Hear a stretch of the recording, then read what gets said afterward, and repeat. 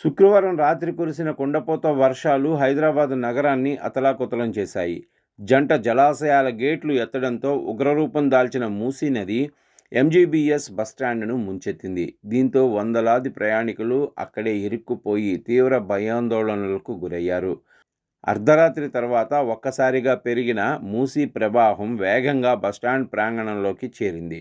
బయటకు వెళ్లే అవకాశం లేక మహిళలు, చిన్నపిల్లలు గంటల తరబడి బస్టాండ్లోనే నిస్సహాయంగా గడపాల్సి వచ్చింది. గండిపేట నుంచి నాగోలు వరకు మూసీ ప్రమాదకర స్థాయిలో ప్రవహిస్తుండటంతో నగరవాసులు ఆందోళన చెందుతున్నారు. ఈ విషయం తెలిసిన వెంటనే సీఎం రేవంత్ రెడ్డి స్పందించారు.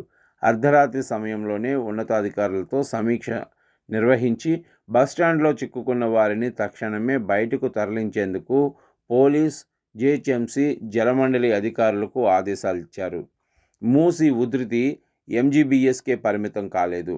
చాదర్ఘాట్ సమీపంలోని మూసానగర్లో దాదాపు 200 ఇళ్లు నీట మునిగాయి. దీంతో ప్రజలు ప్రాణాలు నిలబెట్టుకునే క్రమంలో కట్టుబట్టలతో సురక్షిత ప్రదేశాలకు తరలిపోయారు.